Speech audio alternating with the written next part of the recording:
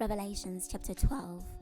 Then a great sign appeared in heaven, a woman clothed with the sun, and with the moon under her feet, and on her head was a crown of 12 stars. She was pregnant and was screaming in labor pains, struggling to give birth. Then another sign appeared in heaven, a huge red dragon that had 7 heads and 10 horns, and on its heads were 7 diadem crowns. Now the dragon's tail swept away a third of the stars in heaven and hurled them to the earth. Then the dragon stood before the woman who was about to give birth, so that he might devour her child as soon as it was born. So the woman gave birth to a son, a male child, who is going to rule over all the nations with an iron rod. Her child was suddenly caught up to God and to his throne, and she fled into the wilderness where a place had been prepared for her by God, so she could be taken care of for 1,260 days. Then war broke out in heaven. Michael and his angels fought against the dragon, and the dragon and his angels fought back.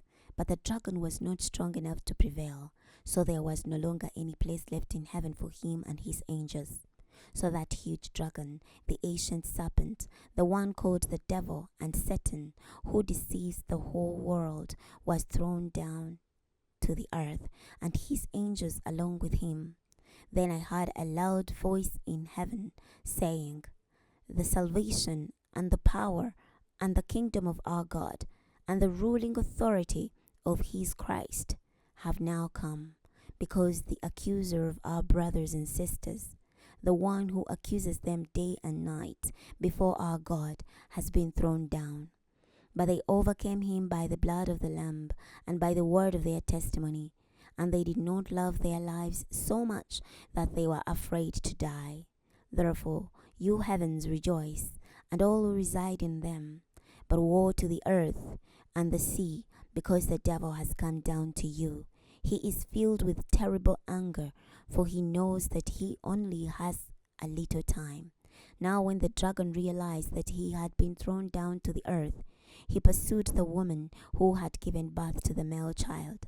But the woman was given the 2 wings of a giant eagle, so that she could fly out onto the wilderness, to the place God prepared for her, where she is taken care of, away from the presence of the serpent, for a time, times and half a time. Then the serpent spouted water like a river out of his mouth after the woman in the attempt to sweep her away by a flood. But the earth came to her rescue. The ground opened up and swallowed the river that the dragon had spewed from his mouth. So the dragon became enraged at the woman and went away to make war on the rest of her children, those who keep God's commandments and hold to the testimony about Jesus. And the dragon stood on the sand of the seashore. Chapter 13. Then I saw a beast coming up out of the sea. It had 10 horns and 7 heads, and on its horns were 10 diadem crowns, and on its heads a blasphemous name. Now the beast that I saw was like a leopard, but its feet were like a bear's, and its mouth was like a lion's mouth. The dragon gave the beast his power, his throne, and great authority to rule. One of the beast's heads appeared to have been killed, but the lethal wound had been healed, and the whole world followed the beast in amazement. They worshipped the dragon because he had given ruling authority to the beast, and they worshipped the beast too, saying, "Who is like the beast, and who is able to make war against him?" The beast was given a mouth speaking proud words and blasphemies, and he was permitted to exercise ruling authority for 42 months. So the beast opened his mouth to blaspheme against God, to blaspheme both his name and his dwelling place, that is, those who dwell in heaven. The beast was permitted to go to war against the saints and conquer them. He was given ruling authority over every tribe, people, language, and nation. And all those who live on the earth will worship the beast, everyone whose name has not been written since the foundation of the world in the book of life belonging to the Lamb who was killed. If anyone has an ear, he had better listen. If anyone is meant for captivity. Into captivity he will go. If anyone is to be killed by the sword, then by the sword he must be killed. This requires steadfast endurance and faith from the saints. Then I saw another beast coming up from the earth. He had 2 horns like a lamb, but was speaking like a dragon. He exercised all the ruling authority of the first beast on his behalf, and made the earth and those who inhabit it worship the first beast, and one whose lethal wound had been healed. He performed momentous signs, even making fire come down from heaven in front of people. And by the signs he was permitted to perform on behalf of the beast, he deceived those who live on the earth. He told those who live on the earth to make an image of the beast who had been wounded by the sword, but still lived. The second beast was empowered to give life to the image of the first beast, so that it could speak and could cause all those who did not worship the image of the beast to be killed. He also caused everyone, small and great, rich and poor, free and slave, to obtain a mark on their right hand or on their forehead. Thus no one was allowed to buy or sell things unless he bore the mark of the beast, that is, his name or his number.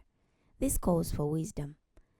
Let the one who has insight calculate the beast's number, for it is man's number, and his number is 666. Chapter 14. Then I looked, and here was the Lamb standing on Mount Zion, and with him were 144,000, who had his name and his father's name written on their foreheads. I also heard a sound coming out of heaven like the sound of many waters, and like the sound of loud thunder. Now the sound I heard was like that made by harpists playing their harps, and they were singing a new song before the throne, and before the 4 living creatures and the elders. No one was able to learn the song except the 144,000 who had been redeemed from the earth.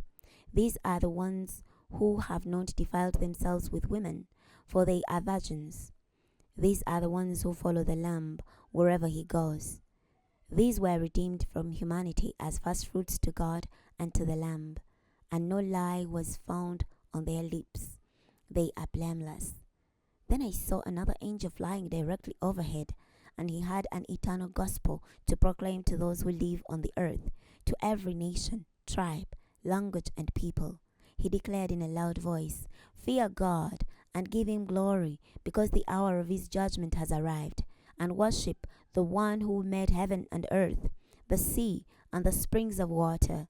A second angel followed the first, declaring, "Fallen, fallen is Babylon the great city. She made all the nations drink of the wine of her immoral passion." A third angel followed by first 2, declaring in a loud voice, "If anyone worships the beast and his image, and takes the mark on his forehead or his hand, that person will also drink of the wine of God's anger, that has been mixed and diluted in the cup of his wrath, and he will be tortured with fire and sulfur in front of the holy angels and in front of the Lamb. And the smoke from their torture will go up forever and ever, and those who worship the beast and his image will have no rest day or night, along with anyone who receives the mark of his name. This requires the steadfast endurance of the saints, those who obey God's commandments and hold to their faith in Jesus. Then I heard a voice from heaven say, "Write this. Blessed are the dead, those who die in the Lord from this moment on. Yes, says the Spirit, so they can rest from their hard work, because their deeds will follow them." Then I looked, and a white cloud appeared, and seated on the cloud was one like the Son of Man. He had a golden crown on his head and a sharp sickle in his hand. Then another angel came out of the temple, shouting in a loud voice to the one seated on the cloud, "Use your sickle and start to reap, because the time to reap has come, since the earth's harvest is ripe."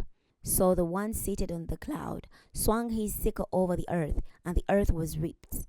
Then another angel came out of the temple in heaven, and he too had a sharp sickle. Another angel, who was in charge of the fire, came from the altar and called in a loud voice, to the angel who had the sharp sickle, "Use your sharp sickle and gather the clusters of grapes off the vine of the earth, because its grapes are now ripe."